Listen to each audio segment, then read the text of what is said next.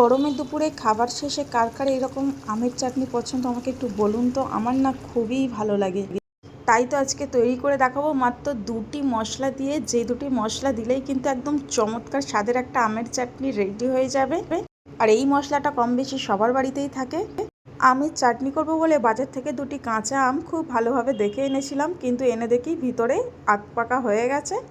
পরে আমগুলোকে আমি খোসা সমেতই খুব ভালোভাবে টুকরো করে করে কেটে নিয়েছি। আর এইদিকে দেখো প্যান বসিয়ে দিয়েছি, প্যান গরম হয়ে গেলে দিয়ে দিয়েছি পরিমাণ মতো ওই 2 চামচ পরিমাণ মতো সরিষার তেল, আর দিয়ে দিয়েছি 1 চা চামচ পরিমাণ ভর্তি করে 5 ফোড়ন।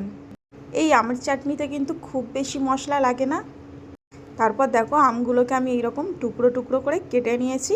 প্রথমে ভাবছিলাম ভিতরে দানা নেই, হয়তো এখন নতুন নতুন আম উঠছে, পরে না, কাটতে গিয়ে দেখি ভিতরে পুরো আমের একদম আঁটি হয়ে গেছে। আর আমটার মধ্যে যেহেতু হালকা হালকা কালার চলে আসছে, সেহেতু দেখে আমি ভাবলাম হয়তো আমটা পাকা পাকা হয়ে এসছে আর খেতেও কিন্তু মিষ্টি হবে, কিন্তু না, পরে গালে দিয়ে দেখলাম আমটা যে কী পরিমাণে টক, যেটা বলার মতো নয়। তো দেখতেই পাচ্ছ এখানে আমি তেলের উপরে আমটাকে 1 থেকে 2 মিনিট ভালোভাবে ভেজে নিয়েছি 5 ফোড়নের সঙ্গে। তারপর দিয়ে দিয়েছি হাফ কাপেরও কম পরিমাণে পানি। তারপর ঢাকা দিয়ে আমি জাস্ট 5 মিনিট মিডিয়াম ফ্লেমে রান্না করে নেবো। এতেই কিন্তু দেখবে আমটা খুব ভালোভাবে সিদ্ধ হয়ে যাবে।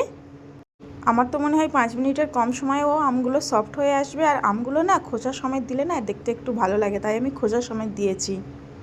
আর দেখো আমটা কিন্তু প্রায় গলে গেছে। এই পর্যায়ে আমি এর মধ্যে অ্যাড করে দেব চিনি। তো চিনিটা তোমরা তোমাদের স্বাদ অনুযায়ী দেবে। চিনি আমি এখানে 3 চা চামচ পরিমাণ ভর্তি করে দিয়েছি। চিনিটা তোমরা কম বেশি দিতে পারো, অসুবিধা নেই। তো চিনি দিয়ে খুব ভালোভাবে নাড়াচাড়া করে মিশিয়ে দিচ্ছি। এবার আমি এর মধ্যে অ্যাড করে দেবো 1 চামচের 4 ভাগের 1 ভাগ নুন বা লবণ, খুবই সামান্য পরিমাণে। আর এইবারে আমি একটা মশলা রেডি করে নেব। এটাই হলো মেন মশলা, যেটা আমের আচারের সুগন্ধ আর টেস্টটা কিন্তু আরও বাড়িয়ে দেবে।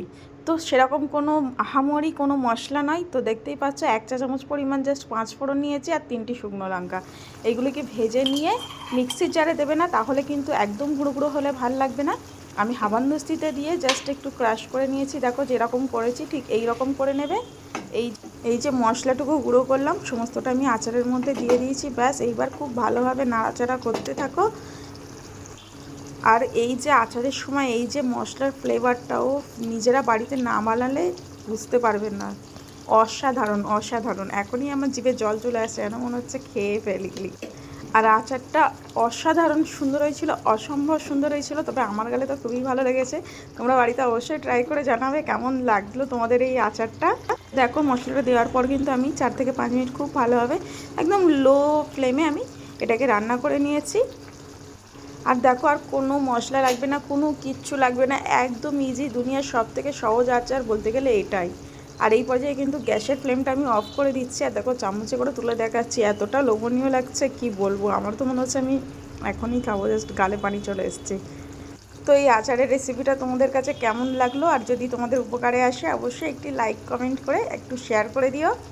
এই গরমকালে দুপুর আর ভাত খাবার পর এই রকম আচার নিয়ে বাটির মধ্যে খেতে অসাধারণ সুন্দর লাগে। আর তার সঙ্গে যদি থাকে পাঁপড়, তাহলে তো আর কোনো কথাই নেই।